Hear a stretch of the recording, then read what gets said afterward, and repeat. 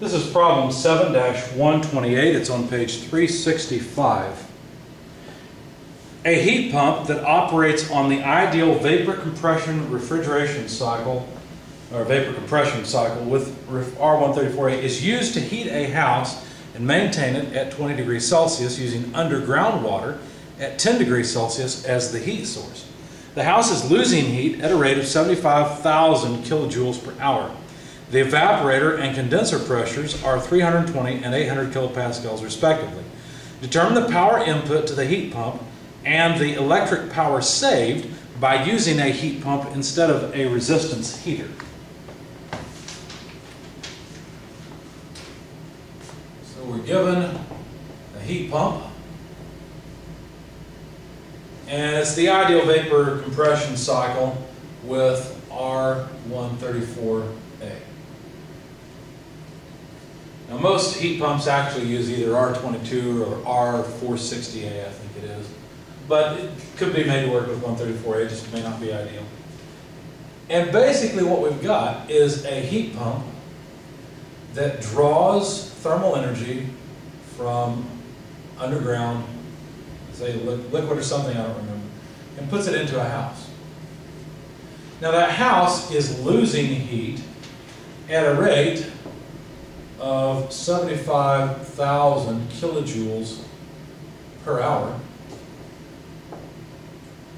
And there's 1 hour per 3,600 seconds. That way I get kilojoules per second, which is kilowatts. Let me just erase this and write down the result.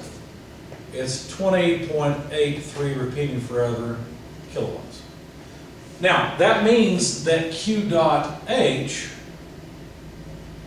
let's use the lowercase h, I guess, this heat pump will have to supply heat to the house at this rate in order to keep up. Or if we used electric resistance heaters, we'd have to literally pay for that electricity at that rate. Okay? It would be pretty expensive, by the way, because a kilowatt hour costs about 10 cents, a little more than that nowadays. And so if we run this for an hour, that's about $2 an hour to heat your home. It's going to rack up cost very quickly if you're just using electric resistance heaters. Now, they told us that the house is at 20 degrees Celsius, and they told us that the thermal source is at 10 degrees Celsius. That doesn't mean that the vapor compression refrigeration cycle or heat pump cycle has those temperatures. In fact, let me go ahead and draw a TS diagram of the ideal cycle. And I keep saying vapor compression refrigeration. That's what it really is, because you can look at this as something not necessarily that's pumping heat, but that's cooling down this water that's underground. That's really what it's doing. But since that isn't the goal, that's not the reason you buy the heat pump. The reason you buy the heat pump is to do this, then our coefficient performance is defined differently. It's the desired output here over the required input, which is the work input to the heat pump. We don't really care about this Q dot L. That's not our goal. Our goal is not cooling down this body of water or the ground. It's increasing the temperature of the house, or at least maintaining the temperature of the house. Anyway, let's draw the standard vapor compression cycle. And let's see, we'll put state 1 for the compressor here, state 2 up here in the superheated region. Comes down to the saturated vapor line, and then over to the saturated liquid line at state 3, goes through the throttling valve to state 4, to the inlet to the evaporator, where heat is picked up so that we can transfer heat into the home. Okay? Now we do know that the high pressure line or a high pressure side is 800 kilopascals, and the low pressure side is at 320 kilopascals.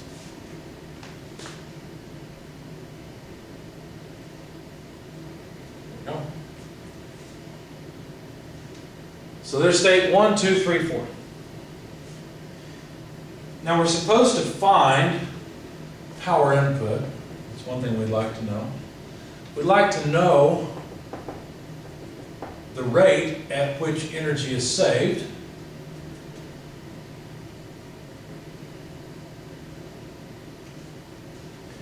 And I think that was everything they asked us for. Let me double check. Yeah, that's all they asked us for. Now let's think about the power that's saved. If we don't have this heat pump, we will have to pay for electricity at this rate, right? So that would be Q dot H. In other words, electric resistance heaters are 100% efficient, but by the way, that's not good enough. Okay? Instead of using a valuable form of energy like work to simply transform it into thermal energy, which is much less valuable, it'd be much wiser to use that work to pump thermal energy up to a higher quality. So we will have to pay for this, but we won't have to pay for this. So the amount saved would be this minus that. Simple. We have to pay for something. If it's zero, that'd be really nice, but Clausius said we can't, right? It's impossible. So we can't save all of it. We'll have to pay for some, but it won't be near that much. So let's find out how much we can save. So if we find out the power input, which they wanted to know anyway, we'll be done with this problem. How would we find the power input? Let's start from that approach. The power input would be the mass flow rate through the cycle multiplied by the enthalpy change across the compressor, because that's where specific work comes into the cycle. So that would be H2 minus H1. Now that's not the only way we could write it. If we could find the coefficient of performance, we could write it like this. The coefficient of performance of the heat pump would be equal to Q dot H over W dot N. Okay, so we could also write that as QH over specific work input. Now QH occurs here, so we could write QH, lowercase qh, as H2 less H3, and specific work input occurs at the compressor, so that's H2 less H1. So if we just had the enthalpies in states 1, 2, and 3, we'd be done. May as well get the enthalpy in state 4, by the way, because it's easy. So we've reduced the problem to simply solving for all the enthalpies in all the states. Stage 1 is easy, because the quality in state 1 right here is 1.0. It's on the saturated vapor line. And the pressure in state 1 is 320 kilopascals. So all we have to do is go to the saturation tables and look up the entropy in state 1. It would be Sg, and that's 0.9177 kilojoules per kilogram per Kelvin. We can look up H1, which would just be Hg at 248.66 kilojoules per kilogram. Okay.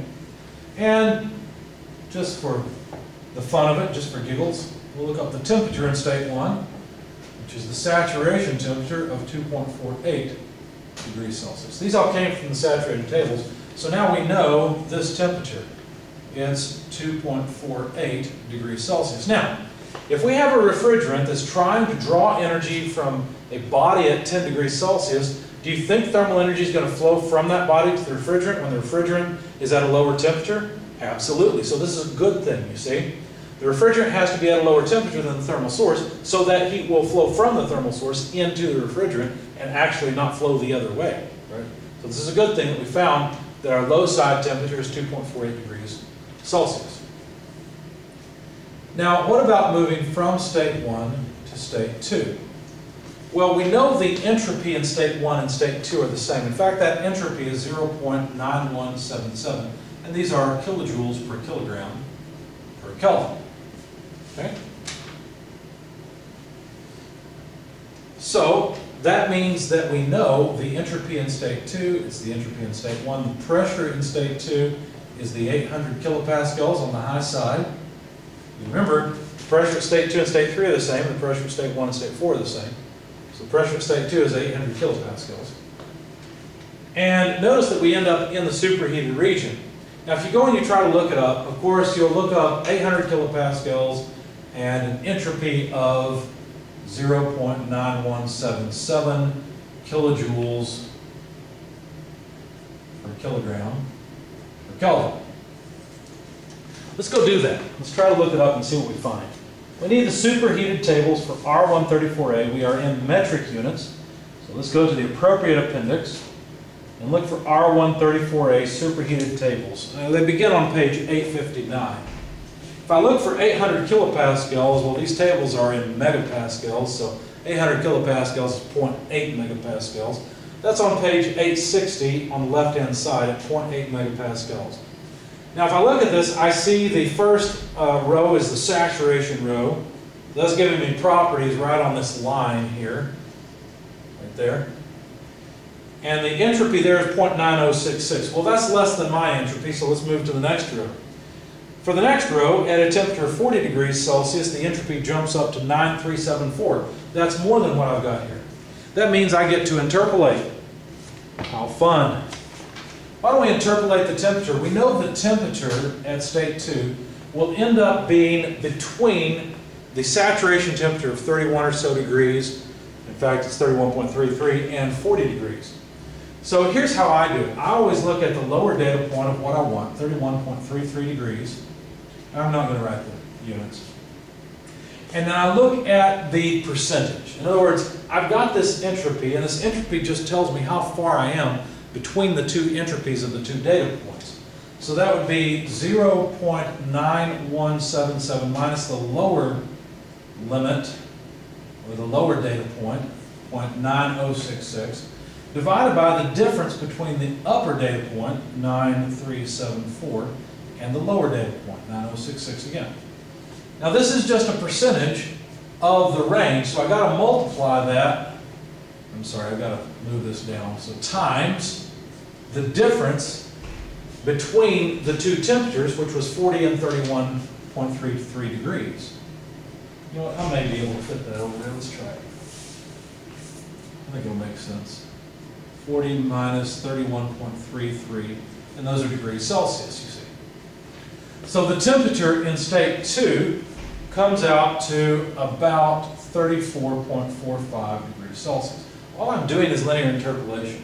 Let me show you how that works for the enthalpy calculation, because remember, I'm really going for enthalpies. That's what I really need. I've got one of them. I'd like to get another one. So let's see if we can do it. So if we go and look up 0.8 megapascals, let's see, what I want to get out of this is enthalpy. What I'm going to put into it is entropy. I've got a couple of data points that tell me that in a low entropy of 0.9066, the enthalpy is 246.15. I'm sorry, 264.15. I read that backwards. And at an entropy of 0.9374, the enthalpy is 273.66. Some people say enthalpy. I think that's just to make it clear they're not saying entropy. I'm not sure exactly how it's pronounced. It doesn't really matter. We're just using it. Okay, so this is the data we actually have. The data we wish we had was a data point for 0.9177. Now that's somewhere in here. I don't know exactly where. It doesn't matter. 9177. I'm going to assume that if I had the data, it would all lie on a straight line between those 2 points. And so I would be able to simply go up to this point and read off the enthalpy in state 2. Now the trick to linear interpolation is that we use similar triangles. So similar triangles from geometry are just 2 triangles who are proportionate to one another, right? Where the ratio of, say, their height to their width is the same. Or the ratio of, say, base over base to height over height is the same. And so that's what we're going to use here. I'd like to find H2. Well, H2 minus the low limit is the height of the red triangle. In fact, let me use some markers here for human factors. So H2 minus 264.15, okay, that's this height. That divided by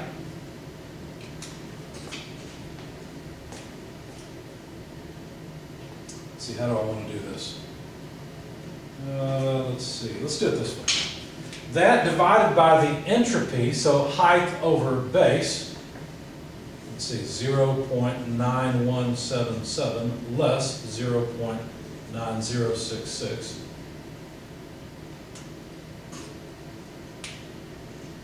Should be equal to the height of the green triangle over the base of the green triangle. Well, the height of the green triangle is 273.66 minus 264.15, and then the base of the green triangle is 0.9374 less 0.9066. See? They're just similar triangles. Now, if I solve for H2, what would I get? Well, let's see. What I'd like to do is take this denominator and move it over to the numerator and then move this one outside. So I'm going to take this to the other side like so. 0.9177 less 0.9066. That's this thing here. I've moved it over to the other side. And I'm going to put it over the denominator that I had, 0.9374. You'll see why here in just a second. Minus 0.9066. Looks like a 74. Here we go. But I've still got this multiplied, so I'll just set it off to the side. 273.66 minus 264.15, and I'm pretty sure I'm off the video now. So I've got this other term. All I've done is move this to this. I've got this term to add, so I've got to add to that 264.15. So all this plus that. When you plug all that into your calculator, or better yet, set up a spreadsheet for interpolation so you can use it on exams, what you'll find is that the enthalpy in state 2 comes out to about 267.58 kilojoules per kilogram. You should always perform a sanity check. Make sure you didn't hit a button on your calculator wrong or have a problem in your spreadsheet. Look at H2. It should be between these two. Well, 267 is between the two. And if you have a feel for how far along this number is, you can probably get a feel for how far along H2 should be between these two limits. Okay? But I've already verified this. I know it's correct. So there's the enthalpy in state 2, and I hope that helps you with linear interpolation. The last states are states 3 and 4. And we will solve them completely. State 3 is pretty easy because it's on the saturation line, so the quality in state 3 is 0. And the pressure in state 3 is 800 kilopascals. Oh, by the way, I calculated the temperature and then didn't put it on my diagram, so let me add that. So state 2 had a temperature of 34.45 degrees Celsius, which is greater than 20 degrees. So we should be able to transfer heat in, but notice that heat is transferred out of this condenser at a varying temperature. One of the temperatures is 34.45. That's great, but what is the temperature at state 3? Because if the temperature at state 3 is less than 20, this is not going to work. We cannot reach this point if the temperature at state 3 is less than 20 degrees Celsius. So we better look at state 3 and figure out what the temperature of saturated liquid is at 800 kilopascals. If you do that, T3 is Tsat, is 31.33 degrees Celsius. So, that's a good thing. 31.33 degrees Celsius for the temperature at state 3 means that, yes, we've got a high enough temperature refrigerant that we can transfer heat into 20-degree air with no problem. Okay, so this looks like it's a design that will at least function. Maybe not efficiently, but it will function. We'll find out how efficient it is when we get a coefficient of performance along the way. They didn't ask us for it, but I wanted to calculate it. All right, so there's the temperature, but what I really want is the enthalpy. Well, the enthalpy in state 3 would be the enthalpy of saturated liquid, HF, at 800 kilopascals, and that's just 93.42 kilojoules per kilogram. Okay? So now I know the enthalpy in all of the states. You might say, well, wait a second. You don't know the enthalpy in state 4. Well, actually, the enthalpy in states 3 and 4 are the same. That's a feature of this ideal cycle, that the expansion device does not lose any energy. Therefore, the enthalpy coming in and leaving is the same. Remember when we studied throttling devices, we discovered it. So I already know something about state 4, but let me finish up state 3 and just note that the entropy in state 3, so I can put it on my diagram. The entropy at state 3 is SF, and that is 0.3459 kilojoules per kilogram per Kelvin. So this point is at 0.3459 kilojoules per kilogram per Kelvin. And then, if I want to move from state 3 to state 4, as I said, the enthalpy in the two states are equal. That's one of the properties. The other property is, of course, that the pressure in state 4 is 320 kilopascals. Pressure has dropped. And that gives me two properties where I can find anything else out that I want to know, like, for example, quality. The quality in state 4 can be calculated based on this average enthalpy. Because notice that this is an average enthalpy. Some of it's in the liquid phase, some of it's in the vapor phase. Some has this entropy, some has this. None of it has this entropy, right? There's no refrigerant at this enthalpy. It's a weighted average of the other two. So calculating the quality in state 4, I would have H4 less HF over Hg minus Hf, which is simply HFG. Plugging in the numbers, 93.42 minus 53.31. You'll have to look these up. They are at 320 kilopascals. We've already got one of them, Hg. But I don't remember if I used, no, I didn't. I just used HFG directly, 195.35 kilojoules per kilogram. Of course, that's the difference between Hg and HF, 53.31. The units are all consistent, so I'm not going to bother using them. Kilojoules per kilogram. This comes out to about 0.2053. And that's, they didn't ask for it, but there's the quality. What it means is that about 20% of the refrigerant at state 4 is already in the vapor phase and will not be useful for cooling, at least not very useful for cooling. The lower this number is, the more we like our system, at least for the sake of having a lot of liquid available for refrigeration purposes, or pulling heat out of a lower temperature area. I want to calculate the entropy in state 4. I'm going to have to do it over here. The entropy in state 4 would be equal to SF plus X4 SG minus SF. Now, I won't plug in all the numbers. I'll leave it as an exercise to you. All you have to do is look up SG and SF at 320 kilopascals. It comes out, I'm just going to go ahead and write it over here. It comes out to 0.3544 kilojoules per kilogram per Kelvin. Notice it's beyond the 0.3459, so the entropy has increased, which makes sense. Now that I've got all of that, I can calculate the coefficient of performance. I've got the enthalpy in state 2.